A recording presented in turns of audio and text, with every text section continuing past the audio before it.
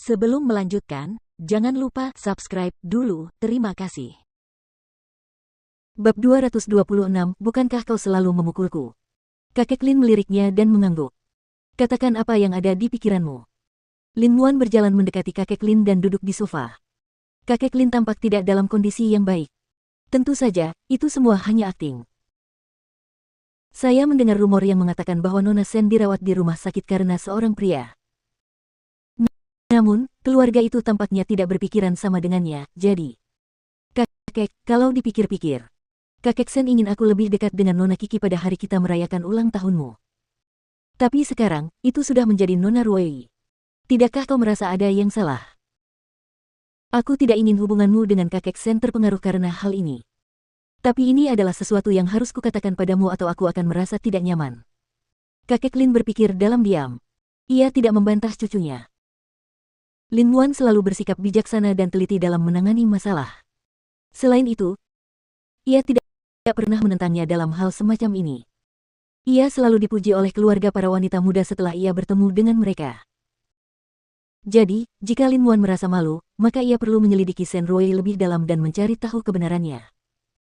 Apakah berita ini dapat dipercaya? Tentu saja, kakek. Kau tahu, jika itu tidak benar, aku tidak akan memberitahumu dengan tergesa-gesa. Jangan bicara apa-apa lagi. Meskipun aku dekat dengan Tuan Sen, kau adalah kebanggaan keluarga Lin. Aku tidak akan membiarkanmu menjadi pacar cadangan orang lain. Mengenai masalah keluarga Sen, jangan khawatir lagi. Jika kau tidak ingin bertemu Nona Sen lagi, kau bisa mengabaikannya saja. Terima kasih, kakek. Lin Muan memilih kata-katanya dengan bijak untuk mengisyaratkan kepada kakeknya. Namun, kakek Lin memahami maksudnya tanpa kesulitan apapun. Keterampilan diplomatiknya yang diperoleh selama bertahun-tahun bekerja dengan para pejabat memang sangat terasa. Meskipun Lin Muan mungkin tidak sebaik sang putra mahkota, dia bukanlah orang yang bisa begitu saja menjadi pacar cadangan bagi orang lain. Apa yang dipikirkan Sen Ruei sepanjang hari? Sementara percakapan antara sang kakek dan cucu berlangsung, Mu Qi memberitahu Lu Qianqian tentang apa yang terjadi di keluarga Sen. Setelah Qianqian mendengar cerita itu, dia tidak bisa berkata apa-apa lagi terhadap Chen Suyun dan putrinya. Apakah maksudmu setelah Sen Ruei menyerah pada putra mahkota, dia memikirkan Lin Muan dan sekarang mengincarnya? Sepertinya begitu. Tidak heran Lin Muan terburu-buru menemui putra mahkota. Dia mungkin ingin mencari cara untuk menyingkirkannya. Lu Qianqian mendesah. Seberapa besar keinginannya untuk menikah sehingga dia bahkan bisa mendapatkan bala bantuan dalam waktu sesingkat itu? Lin Muan pasti kesal. Saya tidak yakin tentang hal ini. Ini sangat menarik. Lu Qianqian tidak menyadari bahwa begitu banyak hal telah terjadi pada Mu Qi saat dia tenggelam dalam kesedihannya sendiri. Apakah ibu dan anak ini masih mencari kesempatan untuk menyusahkanmu dan mengungkap rahasiamu? Ya, yang bisa kukatakan adalah mereka terlalu berani. Oh, aku benar-benar ingin tahu bagaimana Lin Muan berhasil menyingkirkan wanita itu. Jadi, semua orang sudah memahami keseluruhan situasi dengan jelas, dan Chen Suyun beserta putrinya adalah satu-satunya yang memiliki angan-angan. Kamu dekat dengan Lin Muan. Kenapa kamu tidak bertanya langsung padanya? Diam, jangan godain aku seperti itu. Lu Qianqian mendorong Mu Qianqian dengan nada main-main.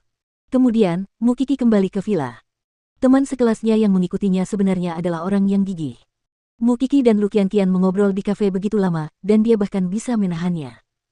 Ketika Mu Qi memasuki villa, dia menyelinap ke petugas keamanan dan menanyakan nomor pintu Mu Qi. Namun, penjaga itu tidak memberitahukannya. Jadi, dia diam-diam memasukkan setumpuk uang tunai ke sakunya. Akhirnya, dia mendapatkan jawaban yang diinginkannya. Gadis itu sudah lama pindah ke villa itu. Dia tinggal bersama seorang pria. Tapi aku tidak mengenal mereka. Mereka selalu pulang sendiri-sendiri. Kalau kamu ingin tahu siapa pacarnya, kamu bisa datang dan melihatnya lain waktu. Mengenai nomor pintunya, saya tidak bisa memberitahu Anda. Saya sudah punya cukup informasi. Teman kuliah itu merasa puas dengan apa yang didapatkannya. Karena itulah yang diinginkan Chen Suyun dan putrinya. Mu Qi benar-benar hidup dengan seorang pria. Chen Suyun bersemangat. Sayang sekali kita belum tahu siapa pria itu. Ibu, karena Mu Qi masih belum tahu, kita akan mengetahuinya cepat atau lambat. Jangan khawatir. Sen Ruei mengingatkannya. Kita harus bersabar. Ngomong-ngomong, kamu pergi menemui Tuan Muda Lin hari ini. Bagaimana? Dia tidak ada di rumah. Sen Ruei menjawab dengan acuh tak acuh sambil menghapus riasannya. Jika dia tidak ada di rumah, mengapa kamu tidak pergi ke tempat dia berada?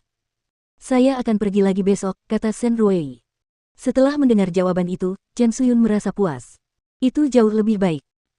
Malam harinya, cuaca semakin dingin, tetapi Mu Kiki masih berjalan tanpa alas kaki di rumah. Ketika Seng Xiao melihatnya, dia menggendongnya di bahunya dan berjalan ke kamar tidur mereka. Xiao Xiao, apakah kamu sengaja membuatku khawatir dengan berjalan tanpa alas kaki?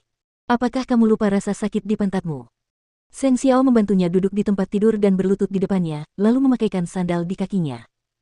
Ketika Mu Kiki mendengarnya menyebutkan tentang pantatnya, dia segera menutupinya dan berkata, "Jangan selalu memukulku. Aku sudah dewasa. Tidak peduli berapapun usiamu, kamu tetaplah anak kecilku. Dan sejak kamu berada di sisiku, aku telah mengambil peran sebagai ayah dan saudaramu. Dan sekarang hanya kamu yang datang dan berdebat denganku, mengatakan bahwa kamu sudah dewasa. Aku harus memukulmu ketika aku perlu memberimu pelajaran. Lain kali aku akan ingat untuk memakai sandalku. Bisakah kau membiarkanku pergi kali ini, putra mahkota?" Bertingkah manis lagi. Seng Xiao mencubit hidungnya. Dia berdiri dan berbalik, ingin keluar dari kamar tidur. Tepat pada saat itu, Mu Kiki mengambil kesempatan itu dan melompat ke punggungnya. "Chen Suyun dan putrinya tahu bahwa aku tinggal dengan seorang pria di sini. Mereka pasti akan datang ke sini lagi untuk mencari tahu siapa pria ini. Kenapa aku tidak muncul di hadapan mereka?" Seng Xiao sengaja menggoda Mu Kiki. "Aku ingin mereka tahu bahwa aku menginginkanmu, bukan putrinya. Tidak sekarang." Seng Xiao tersenyum. Dia tahu mengapa anak kecilnya tidak ingin mempublikasikan hubungan mereka. Dia selalu ingin tumbuh lebih cepat dan menjadi orang yang lebih baik sebelum hal itu terjadi. Dia ingin meminimalkan kemungkinan Seng Xiao dikritik oleh orang lain. Akan lebih baik baginya dengan cara ini. Aku tidak peduli jika reputasiku tidak bagus.